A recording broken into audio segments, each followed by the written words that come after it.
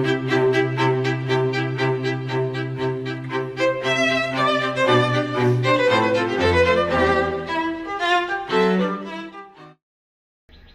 right, so let's get into it just a little bit. I think the other day we were talking about communication and the way that we use our voice when we are speaking to the outside world, or God. We talked about how important it is that we use our voice and how powerful it is that creatively we use our words to manifest outwardly what we desire inwardly. And I think I want to flip the script today. It is Monday, and hopefully, everybody that's following me or following us on this journey of self-discovery, you practiced what we were preaching for the weekend, and you used that time to speak outwardly, or start creating some habits around speaking your mind and letting people know where you're at, what you're thinking, how you feel, so that people wouldn't try to hold you not saying anything against you when it comes time. But basically, I want to flip the script because I think this is something that we need to discuss when we talk about using our voice. The way you speak to yourself is probably more important than what you say outwardly, or even what you say out loud. It's the way you speak internally, the thoughts that's in your mind, and trying to figure out how to change that voice when it comes to how you speak to yourself, okay? And I want to give you guys some examples.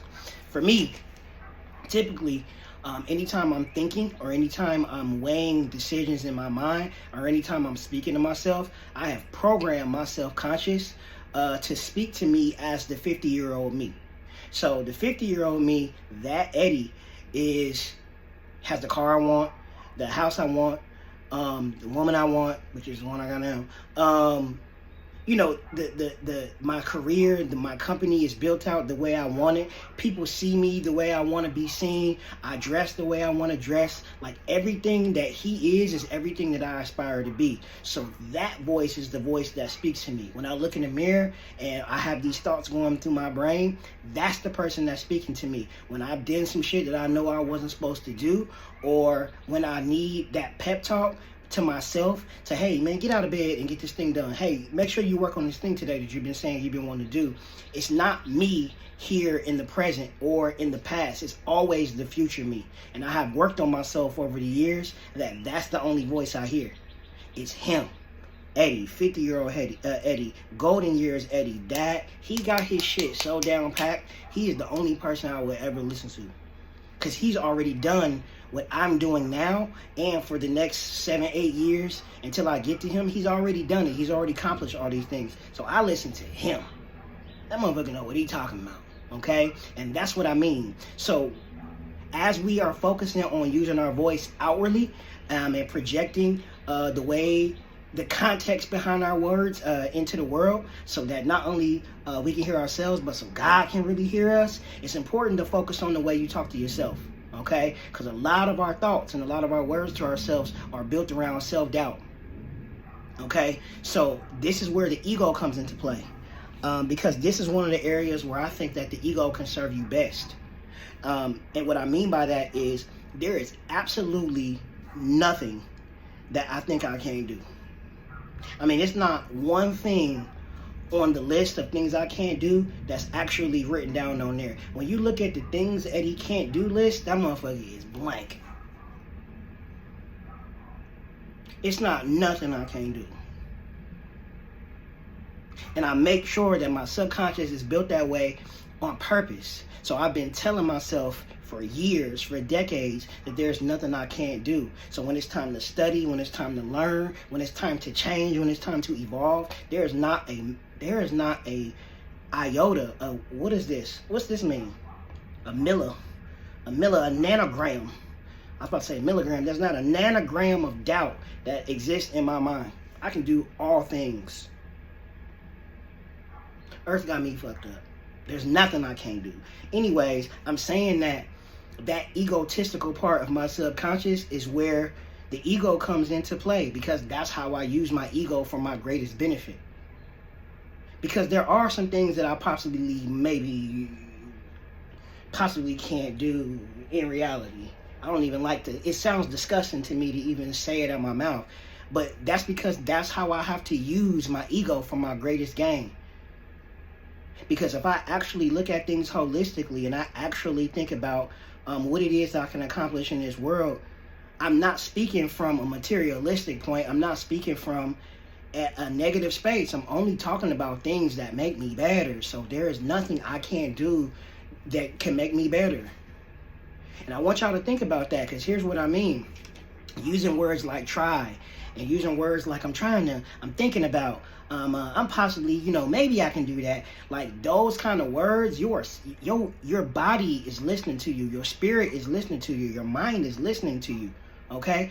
I get triggered when people speak sickness over me. Here's what I mean. My mom, like, I'm 42, y'all. So my mom sometimes she's like, well, you need to go to the doctor and have this checked out. I'm not going to them to tell me nothing. I can't do it. I eat good. I work out. I do healthy. If the doctor told me yesterday or tomorrow, hey man, you got cancer, bro, I'm gonna beat that. My body is never going to hear me tell myself that it is sick or that it's ailing. I'm always healing. I'm always getting better. I'm always overcoming. And my mind, my body, and my spirit, I'm always going to follow the actions that result in that. So I'm going to drink my herbs. I'm going to fast if I need to. I'm going to stop eating the bullshit food. I'm going to do whatever I got to do to get through. Trust me. So what I mean by that is when I don't tell myself I'm sick, my body doesn't respond the way a sick body would respond. If you ever went home and told yourself, man, I just don't feel like it, then you'll start acting like that. Your body will start responding like that.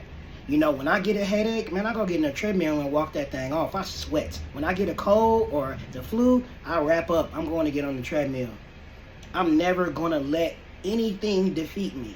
Anything. I don't care what it is. There is no ailment, sickness, or anything that would ever seep so deeply within my mind to where I would actually feel like I cannot.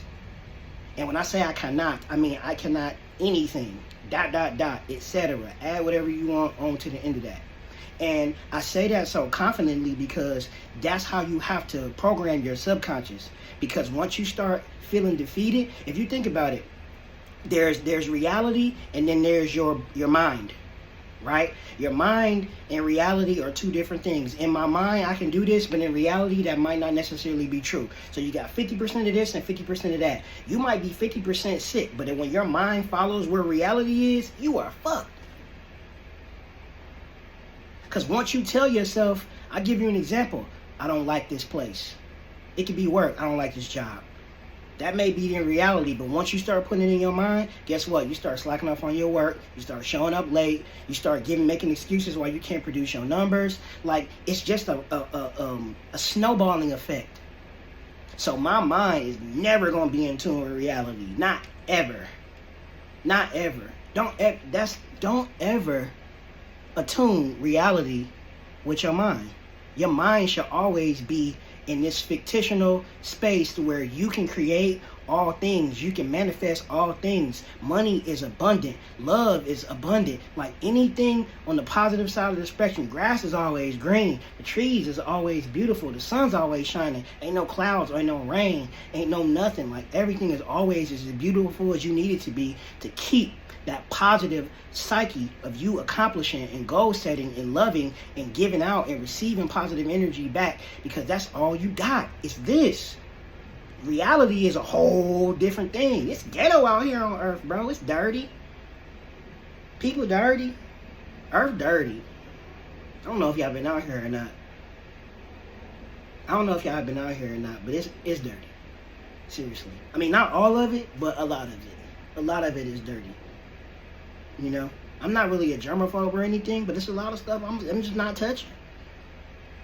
Earth is dirty. Earth is dirty. Beautiful. Pretty. But dirty. Anyways, I say that because I really want us to practice how we speak to ourselves. What is it? Align yourself with what you want to be and what you want to do. Say it out loud. Start behaving that way. After you say what you want to do and it starts making sense to you, start making sure that the words you speak to yourself is pushing you towards that. I can do this.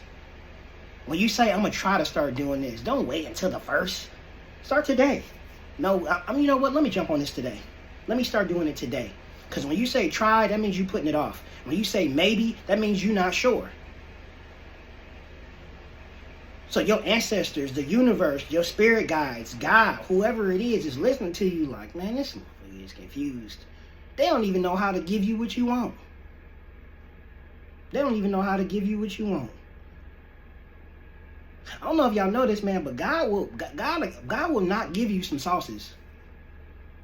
Y'all didn't ask for a couple of things and looked in your bag and you didn't have no sauce in there and you look at God like, bro, no sauce? Yeah, because you didn't ask for it. You didn't ask for extra sauce, bro. You didn't ask for extra sauce. That's your fault. So make sure you ask for your extra sauce. Make sure you ask for your extra sauce. And I'm serious. I'm serious. Make sure you ask for your extra sauce. Talk nice to yourself. Look in the mirror and tell yourself you're beautiful today. No matter what, even if you're not. You better make yourself believe it. Because as soon as you start acting ugly, guess what? Everybody else going to notice and start picking up on that. And they're going to start treating you different. And I don't mean ugly as in appearance. I mean ugly as in the way you feel. You feel me? So start talking nice to yourself. Ain't no more tries. Ain't no more maybes. Ain't no more possiblies. Act as if you speak to yourself as if you already accomplished it. You already did it.